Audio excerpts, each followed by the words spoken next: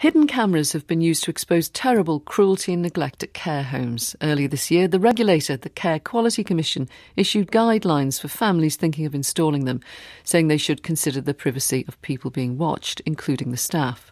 But what about open surveillance? How might that change things? Well, a new system designed for care homes has just come onto the market. It's been developed by Philip Scott. He used to be the chief executive at the Priory Group of Hospitals and Clinics, and he is here. Philip Scott, welcome to you and yours. How does this new system work? Thank you, Winifred.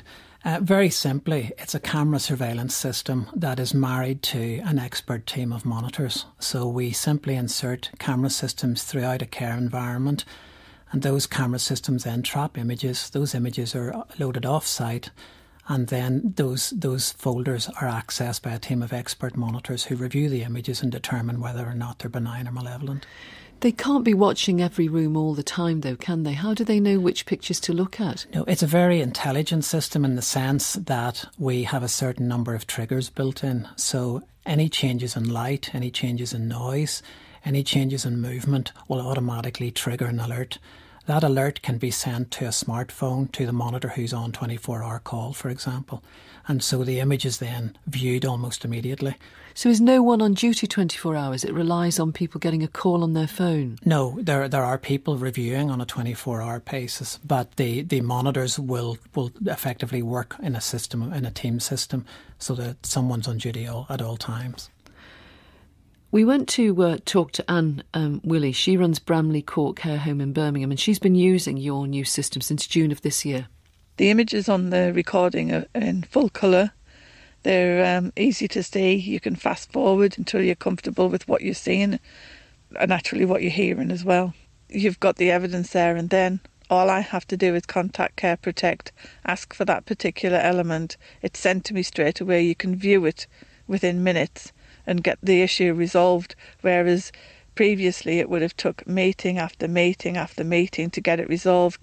If you had two warring staff, getting them in together to try and air, whereas you can actually play back the recording and say, tell me what you found offensive, or you were offensive, this is what you said. You've got the evidence there and then. Well, that's Anne Willey.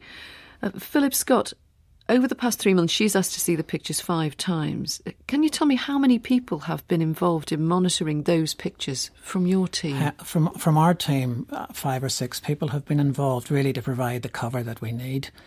Those individuals are obviously trained and appropriately licensed, and they have to be trained and licensed by the Security Industry Authority. And it's those individuals then that would trigger and respond to any particular image. So if this takes off, you'll have 5 people per care home of how many? How many residents does she have? She has 70 residents, but we would obviously increase significantly the number of monitors. Even today, we're planning on a training programme in October and in November in anticipation of further use of our system. I suppose what I'm driving at is how much will it add to the costs?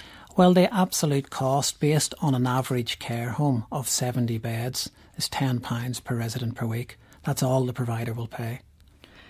Is there any evidence it changes things for the better?